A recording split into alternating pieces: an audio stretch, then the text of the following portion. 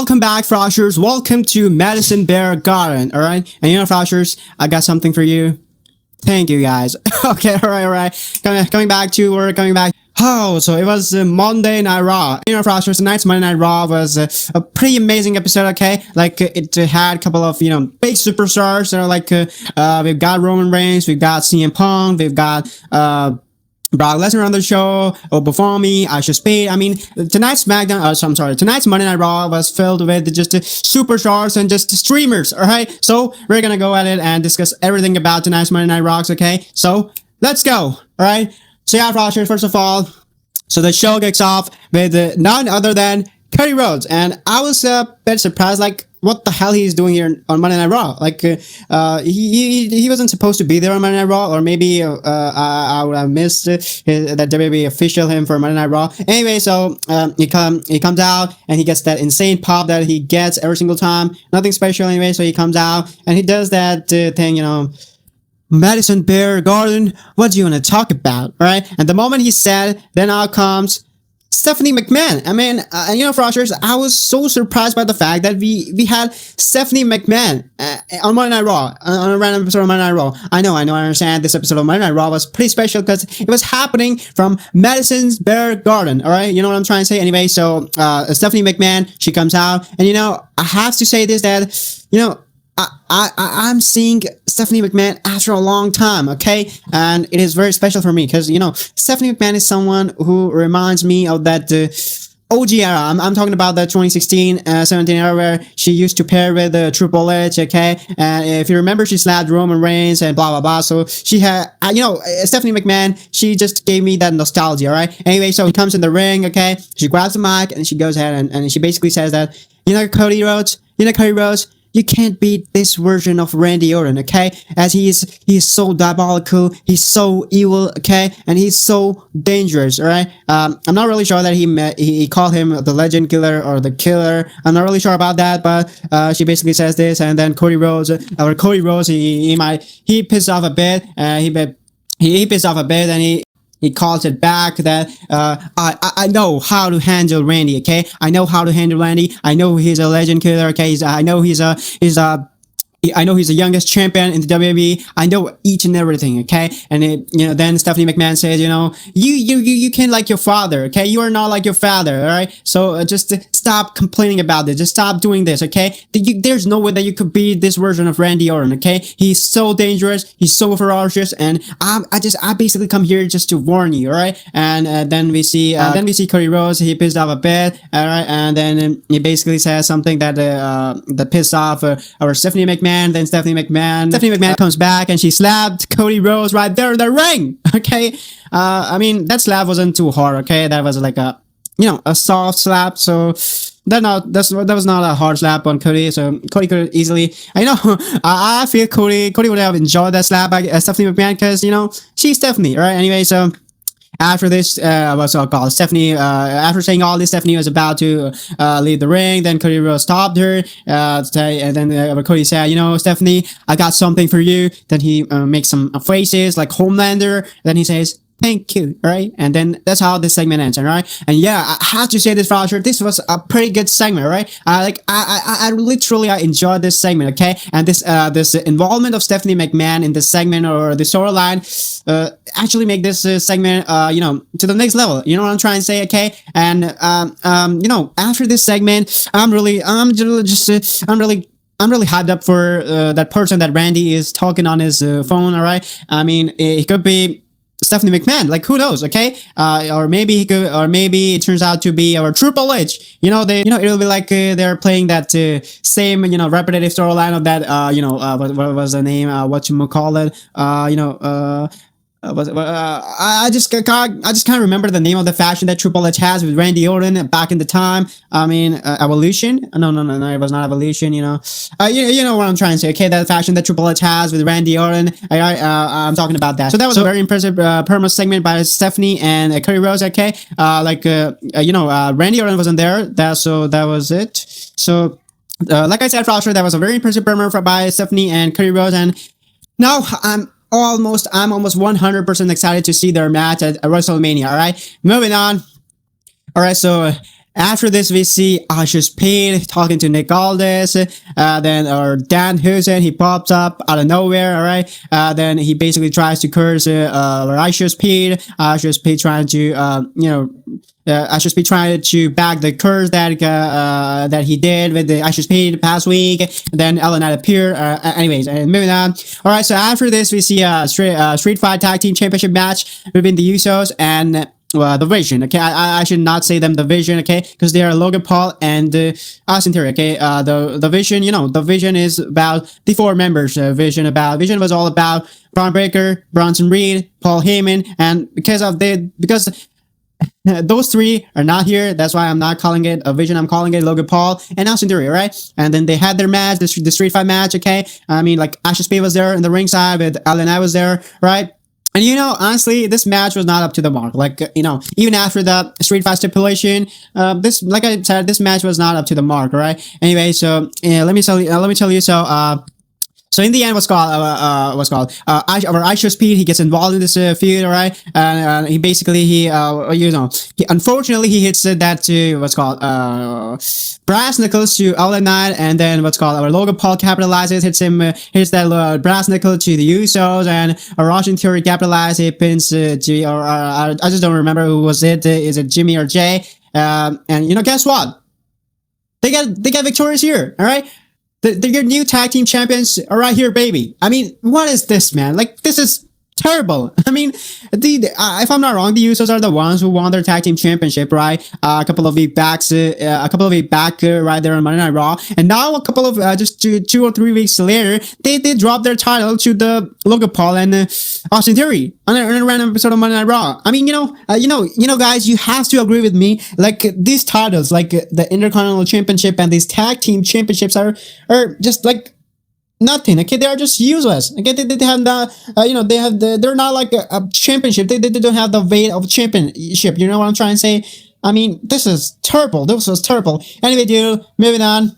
Anyway, so after this, we see Liv Morgan here. He's seen here rocking out, and she basically calls her Stephanie Walker, and after she beats up with Stephanie McMahon with the I'm sorry guys, it is she is Stephanie Walker. I'm saying it's Stephanie McMahon. I'm messing up a bit, but try to understand what I'm trying to say. Okay, I mean the same beatdown, some boring ass beatdown, and nobody wants to see this shit, okay? And even talking about this match, Stephanie versus Liv Morgan, this is not at all a WrestleMania level match, right? You know what I'm trying to say? This is not at all. There's no way this match could be there in the WrestleMania card. This match is like a main event level match. You know what I'm trying to say? WWE's weekly show, main event level. This is a main event level match, okay? And they are putting this match in a WrestleMania card.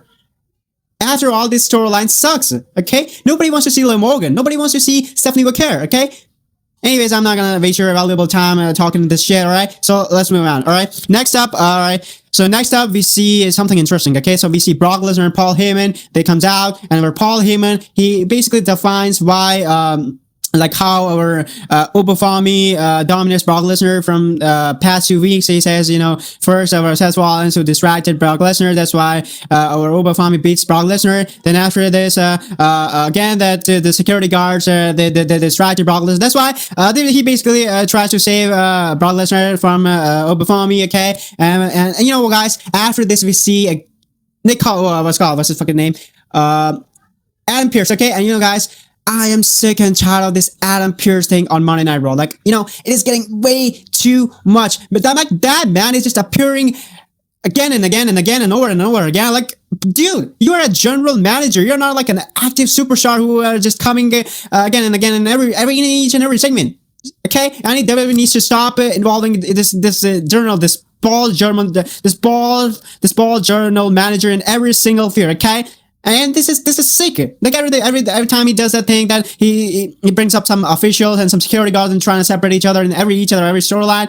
I mean, this is sick. Anyways, he tries to do the same thing here. Then we see Obafemi comes out, and he basically tries to separate each other, not allowing them to get physical in the ring. But Obafemi is Obafemi. He beats up everyone, and he basically tries to. Then we see both of them in the ring facing each other. Then out comes Triple H, okay? Paul Levesque, he comes out to save their asses, okay? He is not allowing them to get physical in the ring. This is sick, man. Triple H should not come out in this. Triple H should not come out and just he should not get involved in the storylines like this, bro. He should have kept himself away from the storylines, and he should have not appear in the segments like this, okay, bro? So yeah, that was it. All right, so that's how this segment ends, all right? But still, I'm really hyped for this match, okay? I really want to see what's gonna happen when they're finally gonna face each other at WrestleMania. And this is called a WrestleMania level match, and a WrestleMania, if you're not like Stephanie versus Liv Morgan, a main event level match. And that guy, the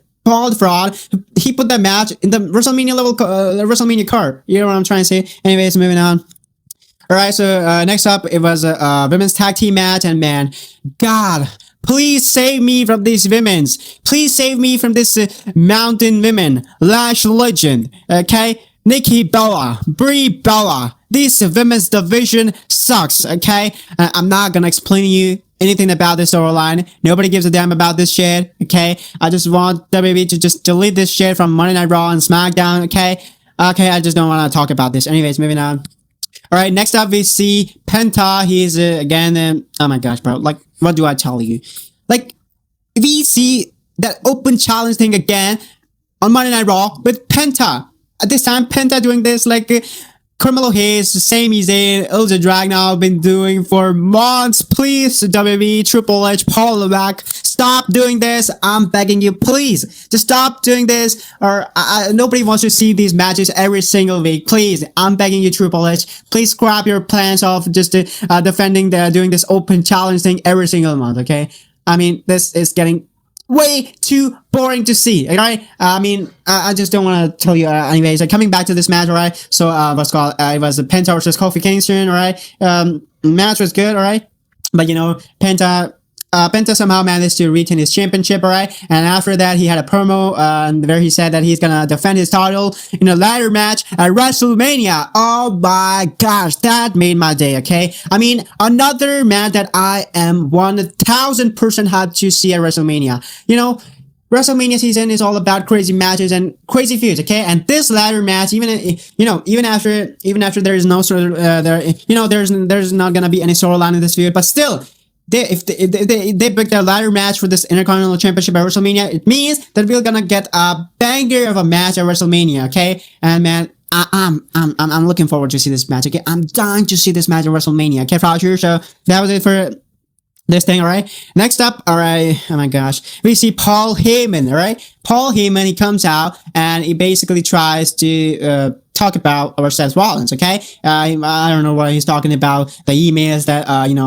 what's our bald journal manager. He sent a mail to Paul Heyman. He says, I don't care about the mail. I don't read them. I don't read them. All right. I just don't care. Then again, we see the bald general manager. Come on, man, you're getting on my nerves. Anyways, he basically says that Seth Rollins, or what's called the police releases Seth Rollins. The police release Seth Rollins, and he's 100% clear to wrestle. Then Seth Rollins music hits. He comes out, hits a chair shot to the back of Paul Heyman, and tries to hit a curb stomp on Seth Rollins. And out of nowhere, someone drags Seth Rollins out of the ring. And I thought it's gonna be Braun Breaker, but no, Frosters, I was wrong. It was our Dal Mundo, Gunther. All right, and Gunther just holds Seth Rollins in that sleeper holds, and bro, that was something crazy. Like, I'm not, I'm still not digesting it. Like, so if I'm not wrong, Seth Rollins was supposed to have a match with Braun Breaker WrestleMania, right? I mean, they are in a rivalry, but I feel Braun Breaker is not 100% medically clear to wrestle. That's why they scrapped the plan, and they because Gunther is nothing. Because Gunther had got nothing to do at WrestleMania. And the same thing for Seth Rollins. That's why Triple H thought,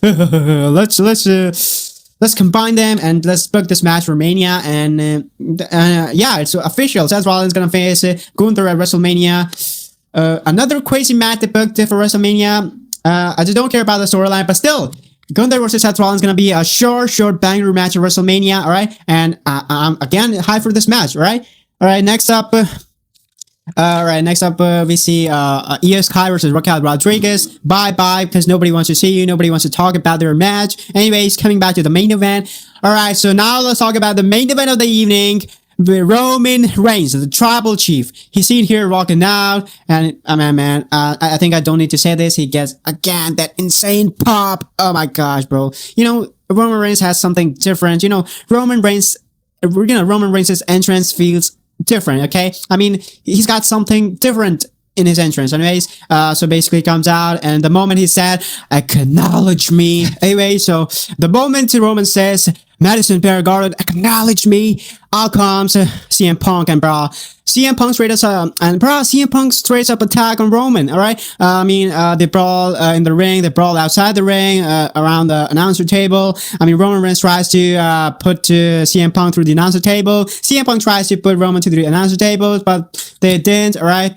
After our CM Punk somehow managed to put Roman Reigns through the announcer table, and that's how Monday Night Raw from Madison Square Garden goes off air. All right. I mean, this is talking about this main event specifically. This segment was good. Okay, honestly, I think whatever they have done in the main event was the best they could have done. Okay, because you know.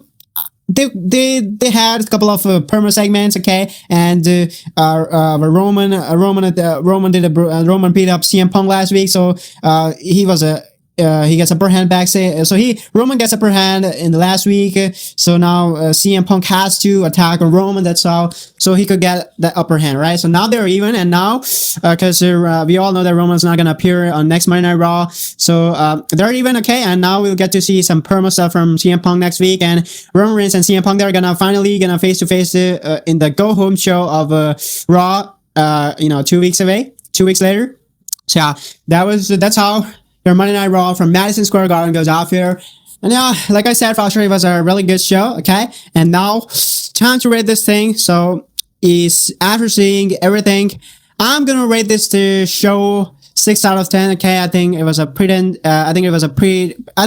good show, right? So that was my rating, okay? Now I wanted to know your opinion. Like, what do you think about this Monday Night Raw from Madison Bear Garden edition? All right, so tell me whatever you want to tell me in the comment section below, and I really want to read your fancy comments. So please drop your fancy comments in the comment section below, and I'll see you guys in the next one. Until next time, stay awesome. Have a good day. Bye.